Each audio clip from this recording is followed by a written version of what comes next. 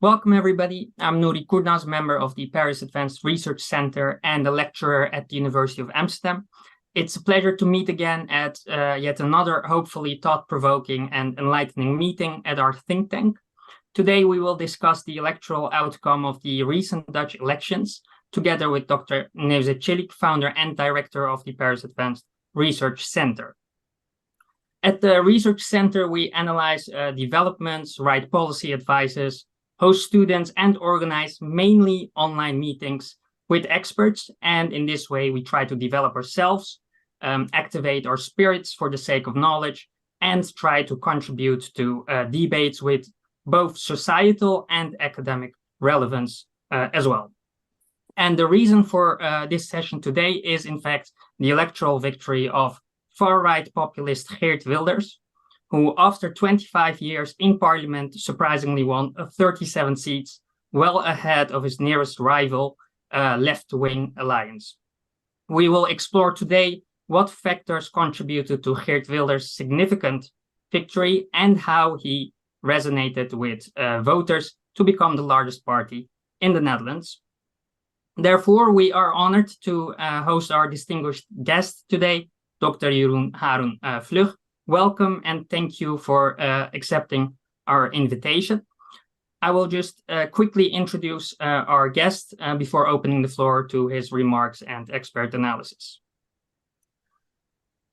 Dr. Jeroen Harun Vlug is a researcher at the Dutch Research Institute, Movisie and Platform Inclusion and Community, where he focuses on social issues regarding migration, diversity, inclusion, discrimination, and racism, and in particular in relation to Islam and Muslim communities in Dutch society.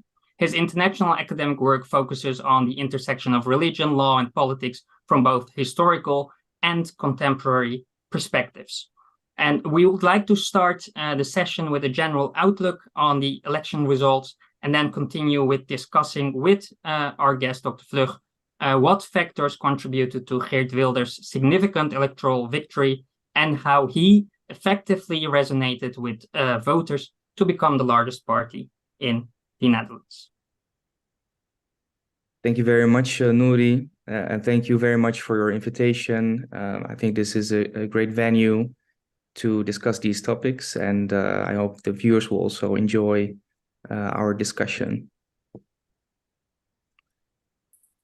So, as you know, the November the 22nd, we had national elections in the Netherlands, representing a landslide victory of the Party for Freedom, Geert Wilders, and also several other parties. I will first proceed to give some general remarks on the elections, some trends, and also the current political situation that the Netherlands is in right now. First of all, what we see is that the current cabinet loses its majority, while it started out with approximately, while it started out with 77 seats, the current ruling parties only have 44 seats left. So what we see, first of all, is that the ruling parties have decreased their numbers. And this has several reasons which we go into later, perhaps. But it means that both the liberals, the VVD, and the social liberals, D66, and the Christian Democrats, the CDA, and the evangelical CU, the current ruling parties, have all lost the elections. Secondly, what we see is that there has been a growth in mostly rightist-leaning, both center-right and more on the further political spectrum of the right parties, including Geert Wilders' party, of course. In terms of more leftist-leaning parties, and then mostly I'm talking about the political cooperation between two of the main leftist parties, which is the Green Party and the Labour Party, we see a growth for them as well. So what we have seen is an increase from 17 of both of these parties combined to 25, which is an increase, but it's not enough to form a government. a government. And what we see is over the past decade, a slow movement towards more rightist votes in the Netherlands in general, and the margin of left parties becoming smaller and smaller. This has several reasons, which we can get into later. The second trend that we see is, well, really a growth of rightist parties, and also some would consider extreme right or radical right parties. And of course, this is, you know, academically, there's a discussion about this, but when we look at some of the statements in the political programs of, for example, Geert Wilders' party, it can be shown that some of these are indeed far right and even anti-constitutional, and we can give some examples later. What we also see is a newcomer in the political scheme, which is the NSC, the New Social Contract by Pieter Omtzigt, which participated for the first time and has 20 seats in parliament, which is, I would say, a right-leaning, center-right-leaning party. Used to be a member of the Christian Democrats, a little bit on the right side of the Christian Democrats, and now has his own party. So he's the second big victor, let's say, of the Dutch elections. So what we furthermore see is that when we look at the campaign, immigration, migration, asylum, these are the kinds of topics that dominated a lot of the debates. And we see that, well, most of the parties that did win, aside from the ruling party, the Liberals, the VVD, are mostly parties that are critical of migration or even anti-migration. What we see furthermore, and this is not just during these elections, but actually is a trend that has been going on for a longer time, is the normalization of anti-immigrant and anti-Islam sentiments in the Netherlands. So when you look at the history of the Netherlands, anti-immigration discourse started already in the 80s. And we had a famous politician at that time who was called Jan Maat, who was actually had a court case against him for discrimination and for group insults, for things that would now, in the current discourse, be considered not as extreme. The things that Geert Wilders, for example, says, and the things that he wants to do in his political program, such as closing of mosques, banning the Quran, closing Islamic schools. Well, these are things that would be unimaginable in the 80s and 90s and even early 2000s. So we see a slow normalization of this anti-immigrant discourse. And we also see that some of the center-rightist parties, like the Liberals, the VVD, and also the Christian Democrats, have taken over some of the more anti-immigrant type of policies. So we see a slow normalization of this discourse, and it seems, if we look at the current elections, that this trend is going on. And this, of course, fits the larger picture of some of the trends that we see in Europe as well. And that's something we can perhaps delve into a little bit later on as well. Yeah. Just one thing that I would like to say about the current situation, because now the elections are behind us. And I think well, a lot of people, a lot of analysts, a lot of people in the Netherlands and also worldwide were surprised at this landslide victory. I mean, if we look at the broader tendencies in Europe, it should not be that surprising. And also, if we look at current Dutch politics, we wouldn't be too much surprised as well. As Geert Wilders, did very well in the campaign, despite many people being very critical about his political program. He's a very good debater, and some of his opponents didn't make a big impression during the campaign. For example, Frans Timmermans, who is the leader of this leftist union or leftist corporation, rather, between the two major leftist parties, didn't perform too well during the campaign. And also he represents, in a sense, the EU as a former member of the Commission, the European Commission, in a climate that tends to be very anti-Europe, anti-EU in the Netherlands, and he represents also being a senior member of the Labour Party, sort of the old political elite.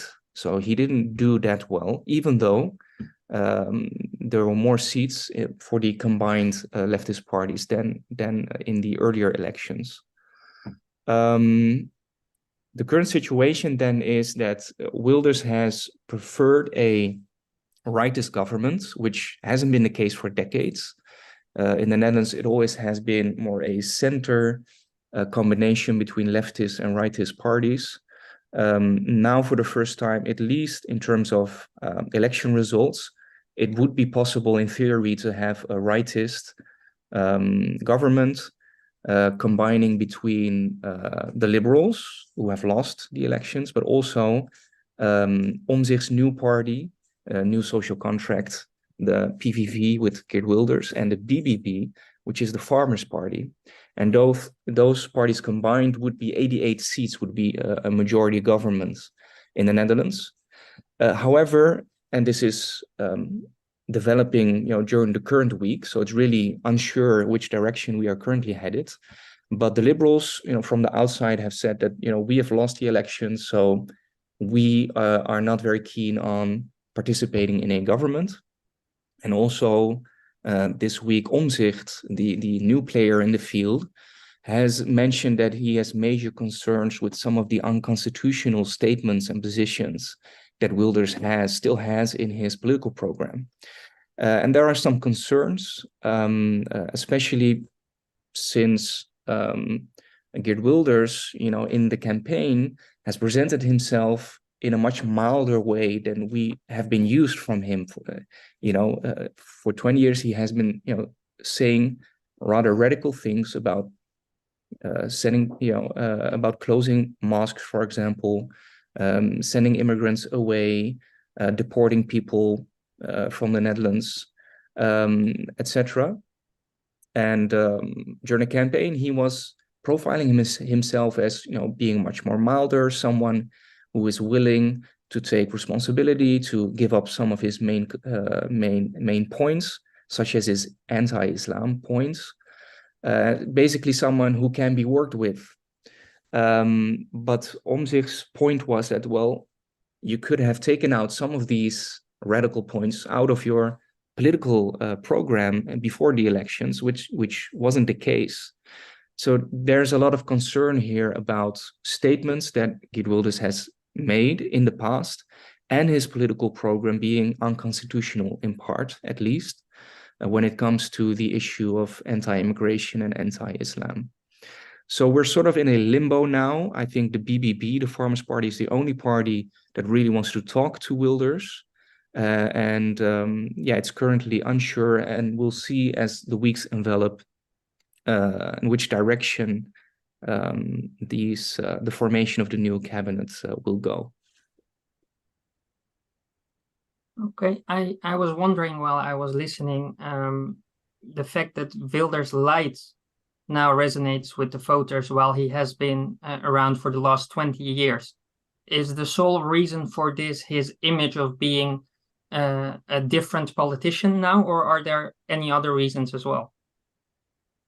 I think it's a combination of reasons. Definitely during the last campaign, Wilders had great momentum. During the last few weeks, he did very well in public debates. I mean, he's known as a witty debater. He's known for his one-liners. He's also now the longest seating parliamentary member. He's the most senior member. So he has a lot of experience, while most of the rulers of current parties left politics, and there are a lot of newcomers who are not very experienced. So definitely that has made its mark on the results of the elections. But that's, of course, not the only thing. Aside from climate and EU, migration was one of the main topics of debate. And the current ruling party, the rightist ruling party, the Liberals, the VVD, have been in power for 13 years. So on their watch, at least for some people, they are very much responsible for what they see as a migration crisis. So while the liberals have made quite harsh statements, sort of trying to rival what Wilders was saying, it wasn't very believable because they have been responsible for the policies that, at least in part, have created the current situation and what is in the mind of some people, at least, a crisis of migration. And a third reason, perhaps we could say, is the inability of leftist parties to formulate an attractive enough narrative or story that people could get behind. So even though there was some growth in votes, it's not enough to form a government. So these perhaps are some of the reasons, coupled with this new Wilders, let's say, Wilders 2.0, that presents itself as reasonable and someone you can work with and someone who is not as extreme as many people think. I think it's a combination of these factors that have contributed to his success. And given the fact that he and others, including the VVD, have taken a harsh stance on immigrants, what possible challenges or potential opportunities maybe do you foresee for exactly that group, immigrants, minorities, and maybe still Muslims as well? What kind of challenges? Well, the first major challenge, of course, is the formation of a new cabinet. And as the current situation is, with the VVD pointing out that they don't want to have a seat in the new cabinet, and the newcomer Omzicht, the new social contract, having great objections to some of the unconstitutional things that Wilders has formulated in his political program, the way forward is not as easy as some might hope for. And at the outset of the elections, Wilders had a very pronounced idea about what he wanted. He wanted a majority cabinet with these four parties, including the Farmers' Party. This seems to be, at this moment, impossible, unless, of course, it's part of a larger political strategy on the parts of the two rightist parties now. And we have seen, instances in Dutch political history that people first didn't want to take part in a cabinet and then did end up in a cabinet. Or a second scenario would be a minority cabinet in which the Liberals don't take seat in the cabinet but do support the political program on some points. So that's the most urgent challenge before us. Which means it's not at all obvious if there will be a cabinet with Wilders. Sorry to interrupt you. What is the deadline to combine the government? Well, there is no real deadline, and we have had historical instances that it took very long for a new government to form. So it could be, if Omzicht pivots, for example, if Wilders can give guarantees, hard guarantees, that he will not propose anything unconstitutional, such as some of his anti-Islam statements, which go against both the Constitution, human rights, all types of agreements, pressuring minorities. If Omzicht, for example, pivots, then they can have real talks, and then it could be quicker than we think. So a lot depends on this newcomer in the field, Peter Omzicht. And that's a major challenge now. And if it doesn't work out, then it's not at all obvious what the next steps should be, because the leftist parties cannot form a government due to their numbers, and other combinations of a rightist government without the PVV would have major objections given their landslide victory. And I just want to say one more thing about Nouri's question. He said, what other challenges are there? for the Muslim community in the Netherlands? Well, major challenges, probably. Well, first of all, we even before Wilders became the largest party, we all already saw a growth of, let's say, anti-Muslim measures and policies in Dutch government. So we have seen in the past years several laws, for example, being accepted. We have seen headscarf bans, niqab bans, and we have also seen a new law that is in the making right now that closely monitors mosque education and Islamic schools. And also it has come to the light actually a few weeks back that the Ministry of Social Affairs in secret gave the assignment to certain research institutes to do secret research into the Muslim community. So Wow. now there is and this is in the wake of earlier secret probes by the municipalities that were assigned by the municipalities, also in secret. So there's a big discrepancy in that there's a breach of trust between the Muslim community and the government. Given the polarizing history that Wilders has, it seems that this will only become more polarized, in spite of the sort of milder image that Wilders is trying to portray right now. Very interesting. Given the fact that Geert Wilders is also a politician who always walks around with at least 10 bodyguards, and we in the Netherlands are actually used to a prime minister who goes to his work on a bicycle and has an apple in his hand, which is perhaps also propaganda, but still we are used to this image of a prime minister. And now there is another potential prime minister who walks around with 10 bodyguards. And there is a reason for these security measures for Geert Wilders. To what extent do you think that his personal life actually influences his ideas about, for instance, Muslims? Well, that's difficult to say. I'm not a psychologist, but given that he has been in this situation under security for, I think, perhaps 2 decades now, I think that cannot be really healthy. It might be that, at least to some extent, he's in an echo chamber of like-minded people. His party is known to be undemocratic. He's the only member of his party. We have seen, clashes with dissidents in the party who have left the party. The PVV of Geert Wilders is not known as a party that is, very strict on supporting, democratic approaches. This might be a problem.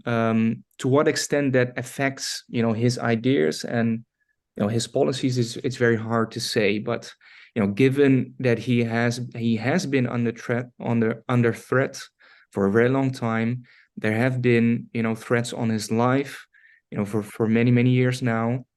So there's, we should not make any mistake that he is a person that lives a very tense, very difficult life.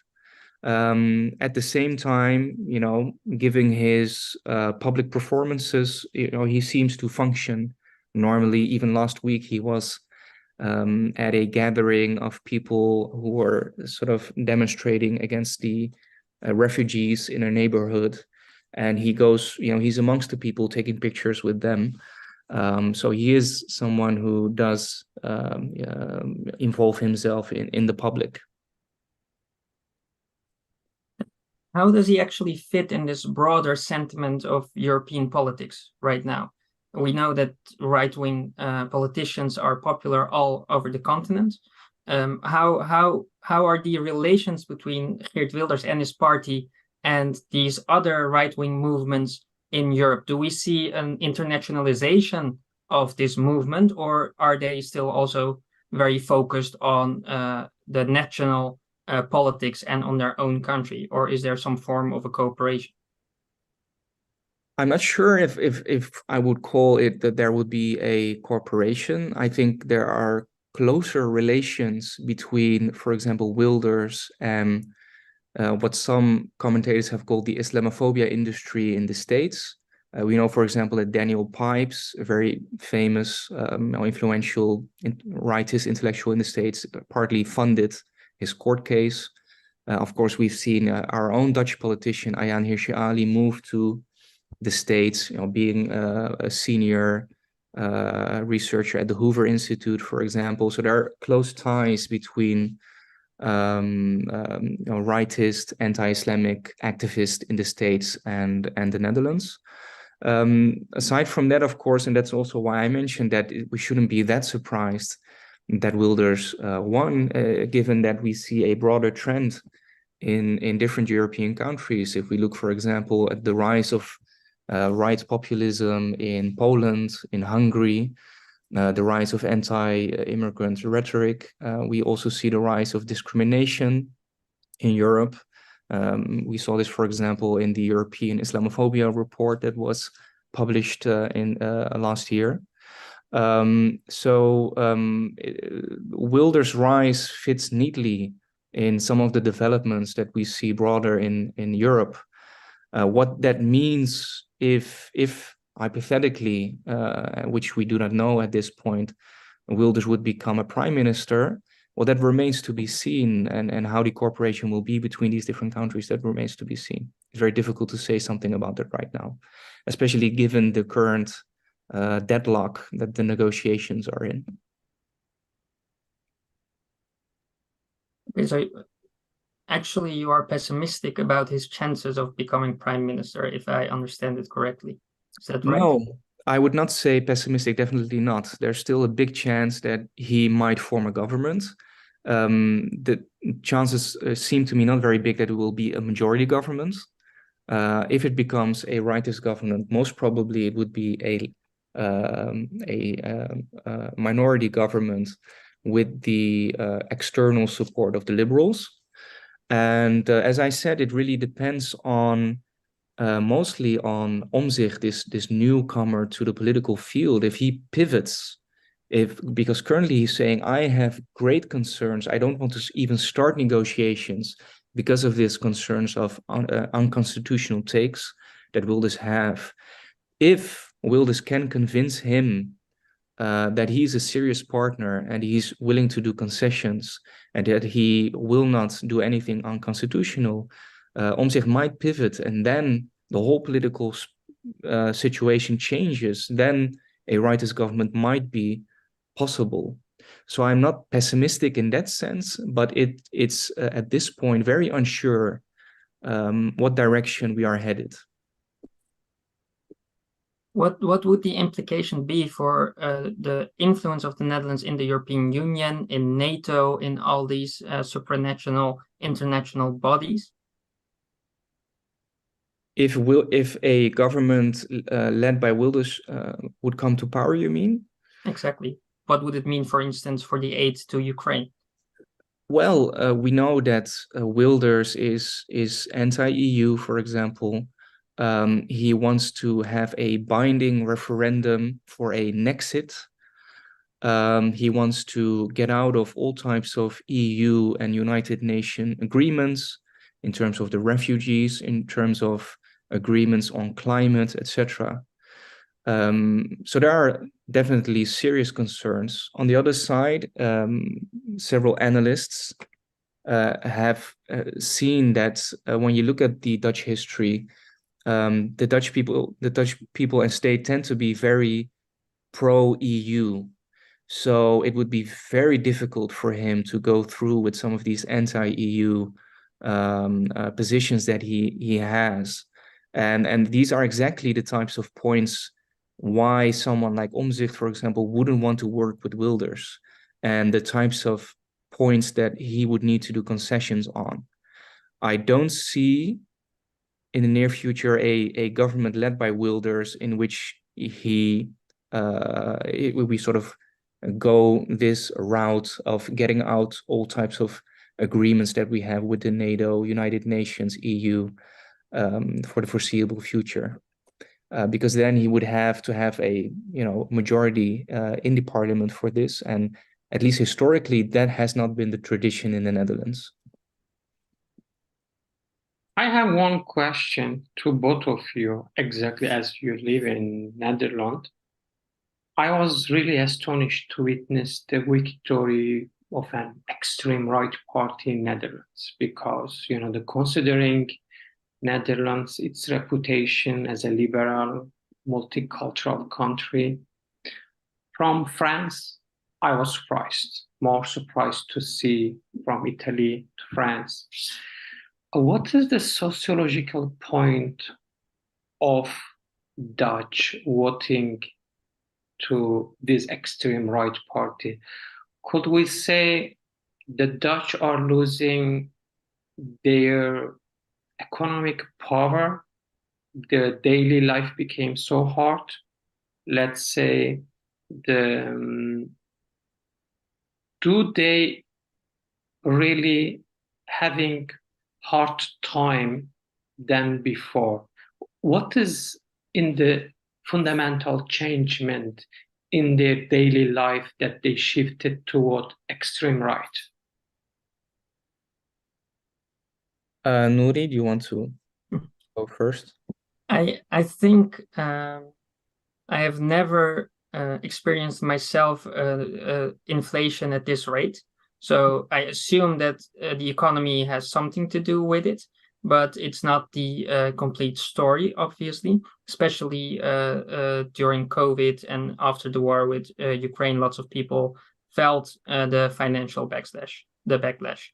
And this was never the case, at least in my experience, before COVID, even though, of course, there was poverty, but we still managed somehow to work around it.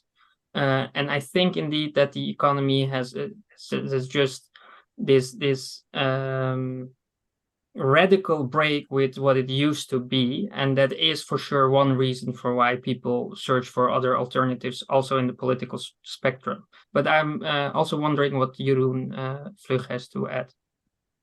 Well, for me, in my analysis at least, it's not a sharp break with the past. The landslide victory of Wilders has been long in the making. For example, you mentioned the reputation that the Netherlands has as a multicultural country. Well, we've seen critiques of multiculturalism already in the 80s and 90s. These used to be minority positions. We see, for example, the Liberal Party leader at the time in the 90s, Bolkestein, as the first mainstream party, let's say, that was very critical about both Islam and immigrants in the Netherlands. But then in 2000, for the first time, a leftist intellectual in the name of Paul Scheffer published a very famous essay called The Multicultural Drama, in which for the first time a leftist intellectual was very critical about immigration and diversity in the Netherlands. From that point onwards, we see, of course, the rise of Pim Fortuyn, who was killed in 2002 by a radical leftist activist. We see the death of someone like Theo van Gogh, for example, an Islam critic, by a Muslim extremist. And then from 2004 onwards, we see this sort of anti-Muslim, anti-immigrant discourse becoming more and more normalized in Dutch society and in politics. And we see, as I mentioned before in our talk, mainstream parties such as, for example, the Christian Democrats and the Liberals, who used to be real centrist parties, slowly moving to the right on several issues in an attempt perhaps to go along and get voters for some of the more populist voices such as Geert Wilders, which now sort of backlashes to them. So for me, it hasn't been such a sharp distinction, let's say, this last election compared to earlier elections. It's been a slow process of normalization of a certain trend of anti-immigration discourse that is now finally rooting its sort of in Dutch politics and society. Well, thank you. It's same story as we hear in France, and I'm afraid this trend is gonna be more popular. And my question and also I ask myself also, we have fundamental rights of the human rights that's accepted by European Union to let minorities to do their right of religious, ethnic freedom. So it seems we are gonna losing this kind of fundamental rights. But on the other side, we have a European Union, which every country has to accept its rules. It's a two different idea crossing each other, and how it will shape the future of Europe. What do you think about this? I mean, are we going to reshape European Union, or this connected and go back to like a national border with national money, with national territory? It's difficult to, of course, say something about the future, but definitely that's what Wilders, and not only Wilders, also some of the other fringe parties that are smaller right now, such as Form of Democracy and Yeah 21, they want an exit, basically, is what they want. And even when we look at the political program, like one of the points that Geert Wilders has in his political programs, he wants to opt out of any EU rules regarding migration and refugees. He wants out of the United Nations refugee agreements. So he's very clear. And you mentioned human rights. Well, there are big problems with some of the points that he makes in his political program. Like one of them is, it states that the PVV is pro Article 23, which is the article for the freedom of religion in the Netherlands, except for Islam and Muslims. So he's very straightforward on that point, that he discriminates with regards to certain people, citizens living in the Netherlands. So he's very clear on that. He tends to be perhaps less pronounced, less extreme in promoting an exit than some of the far-right fringe parties right now, like, for example, Forum of Democracy. But we mustn't forget that Forum for Democracy during the last elections also had a victory. I think they had, this was a new party, and I think they had around 9 seats at the time. Well, this has decreased because of internal struggles within the party, which sort of seem to stabilize right now. But it's not at all obvious that even these more fringe voices on the right will grow in the near future, especially if the PVV gets to power and further normalizes this type of discourse. So it's quite a bleak picture. And one more question. Does it really, anti-immigrants became anti-Muslim immigrants, or let's say all immigrants?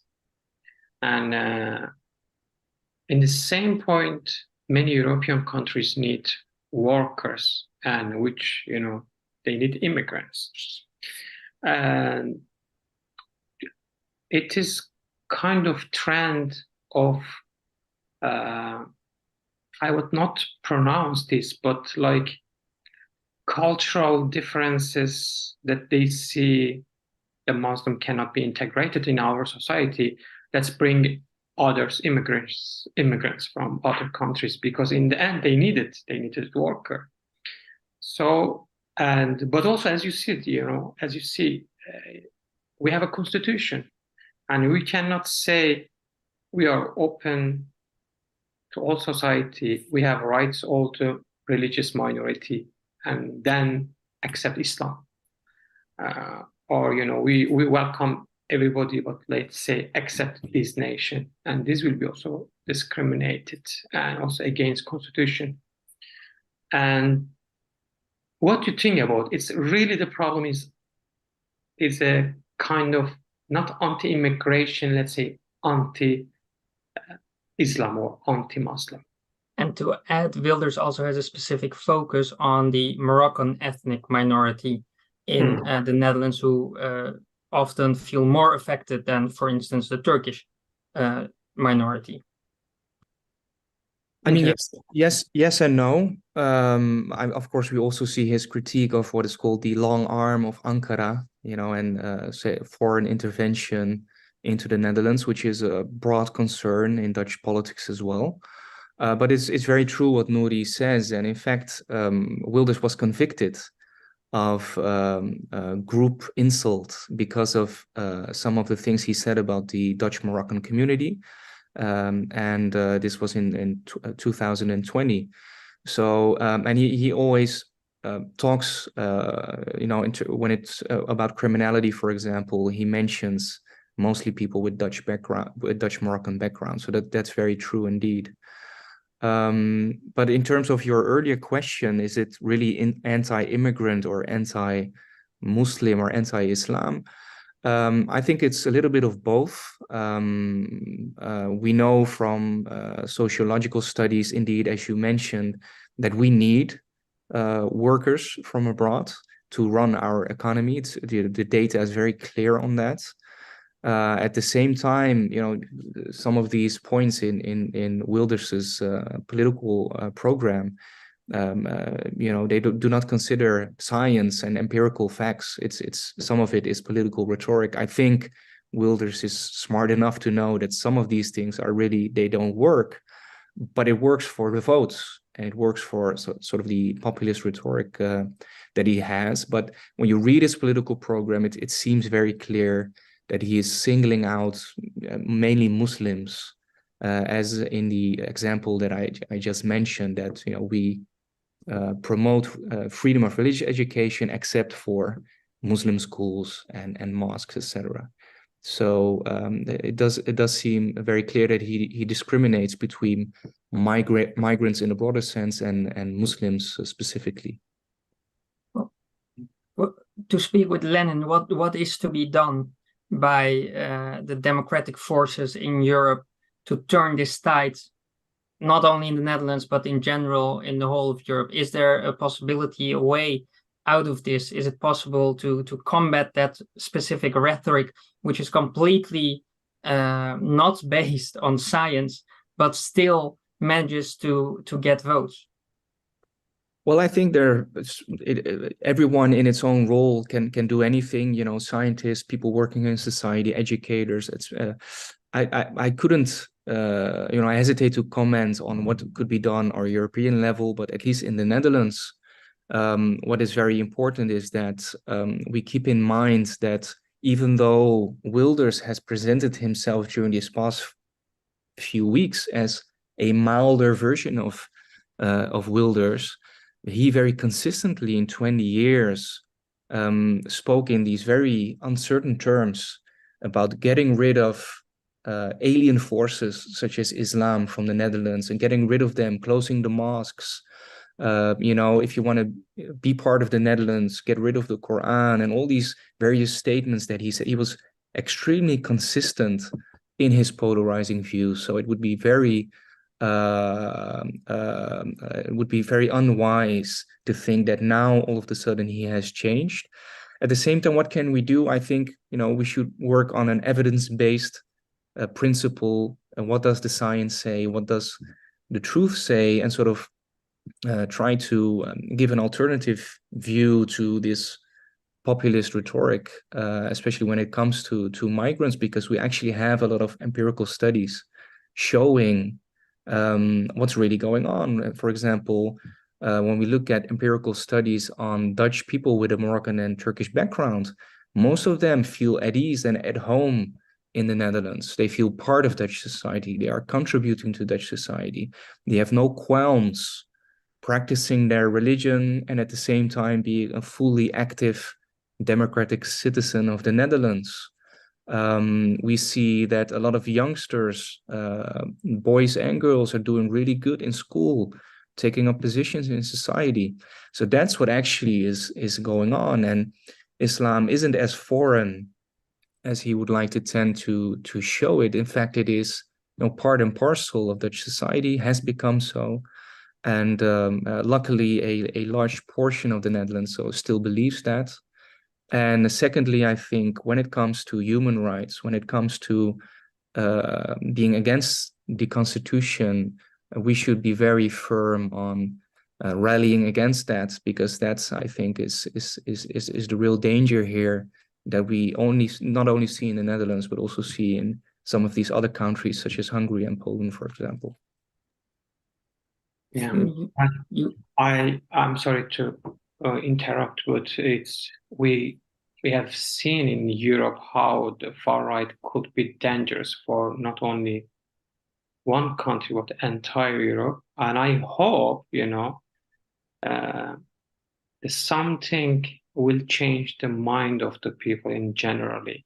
I think minorities has to work better, and they rid up with extremist groups, which is they have to do.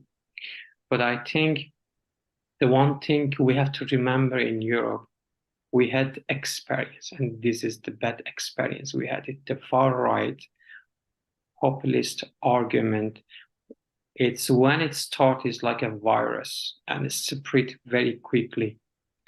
And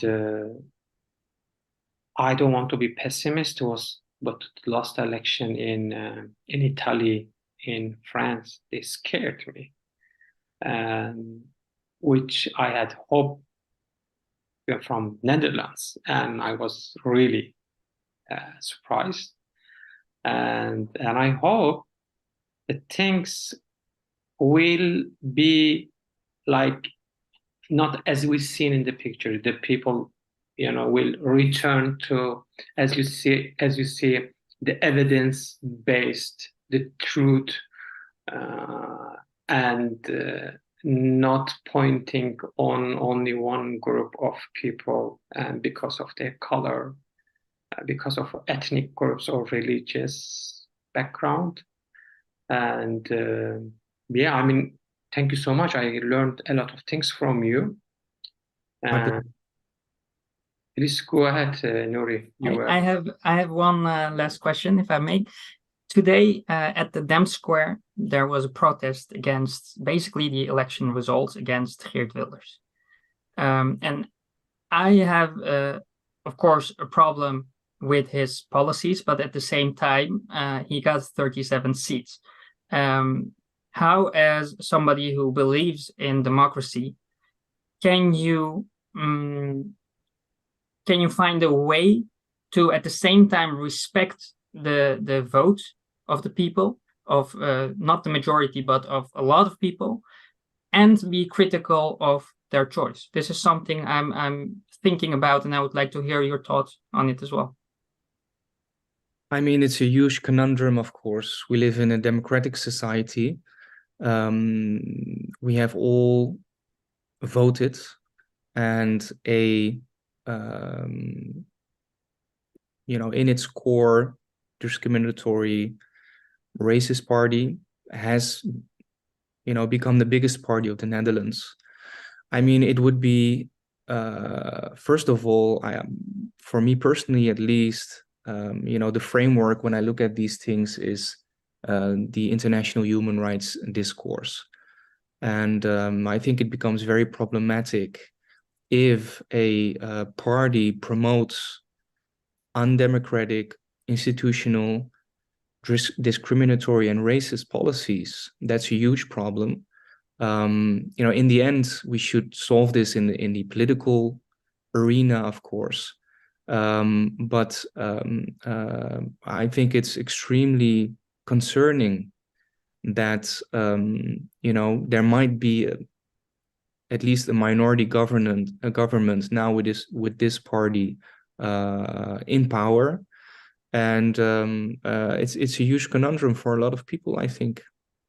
And what way to respond? Well, first of all, I think first and foremost, we should judge anything he says or does from now on according to international human rights and the Dutch Constitution, and see that, well, if he is serious about taking part in a democratic way in a government, it means that he either has to adjust his political program on certain parts, or if he wants to take the route of these democratic measures, well, then that's something I think we should battle intellectually, politically, in each way that is possible. I agree. I totally agree with you. All right. Thank you very much indeed for your response, and in general for the whole meeting. My pleasure. Thank you very much for inviting me. Thank you. I appreciate it. It was honor to host you, and thank you for also Nuri. He organized everything.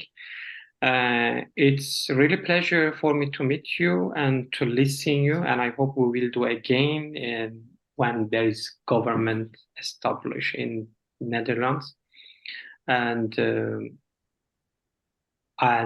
we have to keep hope. I mean, we have to fight against any radicalism that broke our democracy. But it's really, I learned a lot of things from you. And as an outsider from the Dutch society, and thank you so much for giving this kind of amazing information from insider and as also intellectual person. Thank you very much for inviting me. It was a great pleasure being with you and sharing this discussion. And thank you very much for the very important work that you're doing with your center. And hopefully we'll speak again. Let's keep in touch and let's keep hope.